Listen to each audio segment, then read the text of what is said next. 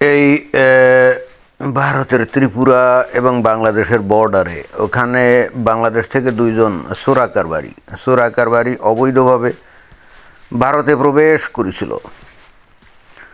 তো চোরাকারবারি যখন ভারতে প্রবেশ করছে তখন ওই ভারতের যে বর্ডার যে সিকিউরিটি ফোর্স বিএসএফ তারা তাদের উপর ফায়ার ওপেন করছে এবং তারা মারা গেছে।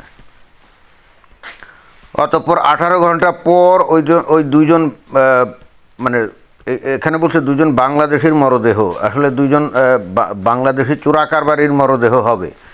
এবং দেখছেন যে এখানে এই যে খবরগুলো প্রচার করে এমন একটা থিম খাড়া করার চেষ্টা করে, মনে হয় যে নিরীহ দুইজন বাংলাদেশি ভুলে ভালে ভারতের মধ্যে ঢুকে গেছিল, এইটারে যে ভারতের ওই যে বর্ডার সিকিউরিটি ফোর্সগুলি দিয়ে মারলো, এটা তো কত জঘন্য, কত অন্যায়, তাই না? মানে এই ধরনের একটা থিম এখানে দেখা যায় যে দুইজন বাংলাদেশের মরদেহ হস্তান্তর। তাহলে ঘটনা কী দাঁড়ালো? এরা আসলে চোরাকারবারি, এরা ভারতের মধ্যে অবৈধভাবে ঢুকছিল। তো এখন ভারতের বিএসএফে তাদের দায়িত্ব কী?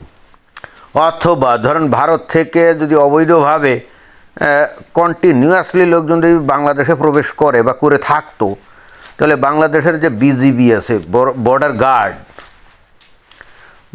গার্ড অফ বাংলাদেশ, তো তাদের দায়িত্ব কী হতো? থামতে বললে যদি না থামতে, তাহলে গুলিই তো দিতে হতো নাকি? এটাই তো তাদের দায়িত্বও তো মনে হয় সেটাই, নাকি বসে বসে আঙুল চোষা? তো যাই হোক, এখানে খবর দিয়েছে কি যে 18 ঘন্টা পর দুই বাংলাদেশের মরদেহ হস্তান্তর। বিজিবির প্রতিবাদ করলো কারা? বাংলাদেশের বর্ডার গার্ড অফ বাংলাদেশ। তারা কি প্রতিবাদ করে বলছে এইভাবে তোমরা গুলি দিয়ে মারো, এটা খুবই অন্যায়, জঘন্য, এটা খুবই বর্বর পাশবিকতা। আমরাও বলি যে ঠান্ডা মাথায় নিরীহ পাবলিকের ওপরে গুলি দিয়ে হত্যা করে, এটা তো আসলেই জঘন্য কাণ্ড। কিন্তু মুশকিল হচ্ছে যে দুইজন গেছিল তারা কি নিরীহ? তারা তো মোটেও নিরীহ না, তারা তো চোরাকারবারি ছিল, তাই না? তারা ভারতে ঢুকছিল অবৈধভাবে। এখন বাংলাদেশের বিজিবি তারা প্রতিবাদ করলো। আমার বক্তব্য বিজিবির প্রতি, ভাই এই যে সীমান্ত অঞ্চলে যারা চোরাকারবারি করে, তাই না, আপনারা যারা ওখানে দায়িত্বে আছেন, বিভিন্ন ক্যাম্পে যে কমান্ডার আছেন, ভাই আপনারা তো ওদের কাছ থেকে টাকা টুকা নেন বললে ওরা অবাধে বাংলাদেশের ভিতর থেকে ভারতে ঢুকতে পারে, তখন আপনারা ওদের বাধা দেন না। আপনাদের চোখের সামনে দিয়েই ওরা ভারতে ঢোকে, আপনাদেরকে আমরা চিনি না। তো আপনারা ওরা যে চোরাকারবারি করে যে আয় উপার্জন করে, সেখান থেকে একটা বখরা আপনারা নিয়ে তাদেরকে ফ্রি স্টাইল ভারতে ঢুকে যাওয়ার আপনারা সুযোগ দেন। এবং এরপরে ঢুকে গেলে পরে অবৈধভাবে যখন ভারতের মধ্যে ঢোকে, তখন ভারতের বর্ডার সিকিউরিটি ফোর্সগুলি দিয়ে তাকে মারে, আর তখন আপনি মায়া কান্না কেঁদে আপনি প্রতিবাদ করেন। এটা তো কেমন হলো? আপনাকে চাকরি দেওয়া হয়েছে বাংলাদেশের সীমান্তে কী জন্যে? পাহারা দেওয়ার জন্য।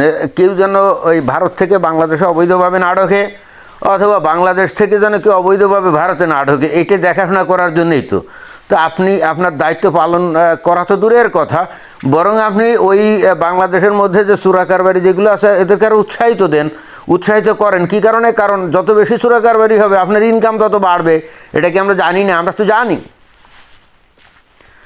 তাহলে এই চোরাকারবারি যে থামে না, এর একটা অন্যতম কারণ তো হলো আপনারা আসলে দায়িত্ব পালন করেন না, এবং বেসিক্যালি আপনারা এখান থেকে আয় উপার্জন করেন। এবং এই জন্যই বাংলাদেশের মানুষ আরও বেশি সোৎসাহে তারা এই ধরনের চোরাকারবারি কাজে লিপ্ত থাকে এবং ভারতের মধ্যে ঢোকে। এখন ভারতের বর্ডার সিকিউরিটি পুলিশ যারা আছে, সিকিউরিটি যারা আছে, তারা তো এরকম ঘুষ টুস খায় না। এবং এখানে ভারত একটা খুব ইন্টারেস্টিং টেকনিক অবলম্বন করে। সেটা কি জানেন? সেটা হলো আমি নিজেও দেখছি, সেটা হলো বাংলাদেশ সীমান্তে যত বিএসএফ আছে না, অধিকাংশ এগুলো কিন্তু অবাঙালি। ওই যে ওই পশ্চিমবঙ্গের লোকজনও অনেক কিন্তু বিএসএফে আছে, কিন্তু তাদেরকে ডেপ্লয় করে অন্য জায়গায়। এই বাংলাদেশ সীমান্তে তাদেরকে ডেপ্লয় করে না, করে কাদেরকে? যারা অবাঙালি তাদেরকে ডেপ্লয় করে। কেন করে জানেন? কারণ ওরাও তো ফেরেশতা না, ওরাও তো দেবতা না, ওরাও তো টাকা পয়সা, মানে ভারতের লোকজনও কি মানে নাকি ফেরেশতা নাকি, মানে ভালো নাকি? না, তারাও তো সুযোগ পাইলে ঘুষ দুর্নীতি করে, তাই না? তো এখন ওরা যদি বাঙালি হতো, মানে পশ্চিমবঙ্গের লোকজন যারা চাকরি করে, তাদেরকে যদি ওখানে ডিপ্লয় করতো তাহলে বাংলাদেশের লোকজন ওই চোরা কারবারিরা ওদের সাথে একটা আতাত করে, ওদের সাথে একটা কন্ট্যাক্ট করে ঠিকই ম্যানেজ করে ফেলতো। তো ভারত সরকার তো সে না, তারা জানে ঘটনা তো এরকম ঘটতে পারে, তাহলে কী করতে হবে, ওই বাংলা ভাষা বোঝে না যারা, এদেরকে উনি ডিপ্লয় করতে হবে, যাতে করে ওই বাংলাদেশের চোরা কারবারিরা ওদের সাথে কোনো সংযোগ স্থাপন করতে না পারে। মানে কথা বুঝতে না পারলে ভাই তাহলে তো খেলা জমবে না, তাই না? তো ফলে হচ্ছে কি, অনেকটা নিতান্ত বাধ্য হয়েও যদি আমি বলি, হয়তো ঠেকায় পড়ে তারা গুলি মারে। আর তাদের উপরে হয়তো নির্দেশও আছে সরকারের যে দেখো এইভাবে যদি তোমরা ওই তাদেরকে অ্যালাউ করো, যদি শুধুমাত্র গ্রেপ্তার করে নিয়ে গিয়ে তারপর কোর্ট কাছারিতে দাও, তাহলে কিন্তু বিপুলভাবে বাংলাদেশের থেকে লোকজন কিন্তু ভারতে ঢুকবে, কোনোভাবেই তাদেরকে থামানো যাবে না। সো তোমরা ফায়ার ওপেন করবা এবং গুলি দিবা, যাতে করে একটা আতঙ্কের পরিবেশ তৈরি হয়, সন্ত্রাসের পরিবেশ তৈরি হয়, যাতে করে অন্য আর 10 জন ওই অবৈধভাবে ভারতে ঢুকতে না পারে। তো যাই হোক, আমি যেহেতু বাংলাদেশের মানুষ, অথবা আমাকে তো বাংলাদেশের কথাই বলতে হবে, তাই না? এখন এই যে বিজেপি ভাই, আপনারা যে প্রতিবাদ করলেন, ফাজলামি করেন, আপনাদের দায়িত্ব কি? আপনাদের চোখের সামনে দিয়ে এরা ভারতে ঢোকে কী করে? তাহলে ওখানে আপনারা কী দায়িত্ব পালন করলেন? লাশ ওই কবে ওই ভারতের সিকিউরিটি ফোর্স গুলি দিয়ে মারবে, তারপরে লাশ গ্রহণ করে তারপরে ওদের ওই পরিবারের কাছে হস্তান্তর করা, এটা কি আপনার দায়িত্ব নাকি? আপনার দায়িত্ব হলো এরা যাতে ওই ভারতের মধ্যে ঢুকতে না পারে, এটা দেখা। তো তখন আপনি কোথায় থাকেন? তখন তো আপনি, আমরা জানি, ওই যে বললাম, টাকা পয়সা নিয়ে তাদেরকে বলেন যা যা যা যা, যত পারিস যা, ঢোক, সমস্যা কী? এবং আপনাদের লক্ষ্য উদ্দেশ্যও তো তাই। এটাই কিন্তু বস্তুত ঘটনা। বাংলাদেশের থেকে যত অবৈধভাবে সম্ভব যদি বাংলাদেশ সীমান্ত পাড়ি দিয়ে ভারতে ঢুকতে চায়, বাংলাদেশের বিজিবিরা কিন্তু তা খুব একটা তাদেরকে কোথাও তেমন বাধা টাধা দেয় না। এর একটা অন্যতম কারণও আছে। কারণ হচ্ছে যে, মনে করেন বাংলাদেশের থেকে একসময় বিপুলভাবে এই হিন্দুরাও কিন্তু অবৈধভাবে ওই ভারতে চলে যেত। তখন এই বিজিবি কিন্তু তাদেরকে সহযোগিতা করতো। কেন জানেন? হ্যাঁ, লোক কমে যাচ্ছে, হিন্দু কমে যাচ্ছে, সমস্যা কি? ভালোই তো, ওদের জায়গা জমি আছে, আচ্ছা ঠিক আছে, আমি পাইলাম না বা আমরা পাইলাম না, তা আমার জাত ভাইয়ের কেউ না কেউ তো পাবে, তো এরা চলে যাচ্ছে, ভালোই তো, তো এদের থামানোর দরকারটা কি?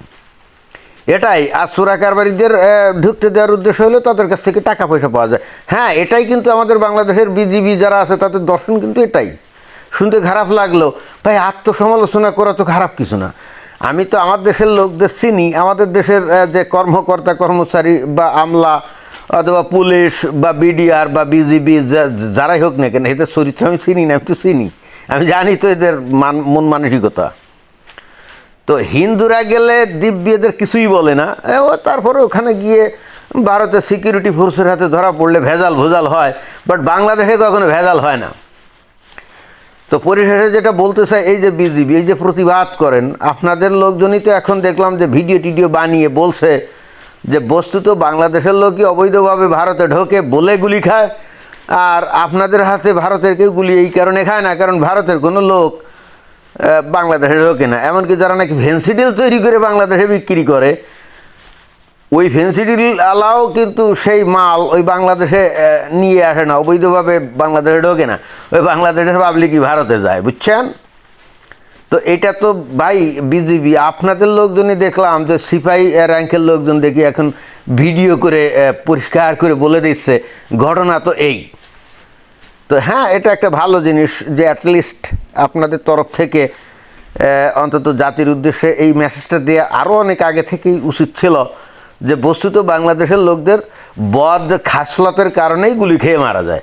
এখানে ভারতীয়দেরকে দোষ দিয়ে কোনো লাভ নেই, তারা তাদের দেশ রক্ষা করবে, তাদের সীমান্ত রক্ষা করবে। কেউ অবৈধভাবে ঢুকলে তারা গুলি দিবে।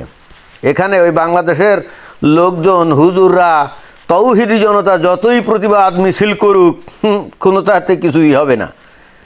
তৌহিদি জনতার বোঝা উচিত যে তারা যেন ওই সীমান্ত অঞ্চলে গিয়ে মিটিং সিটিং করে মানুষদেরকে বুঝায় যে ভাই তোরা অবৈধভাবে ভারতে ঢুকিস না, ঢুকে গুলিটুলি খাস না।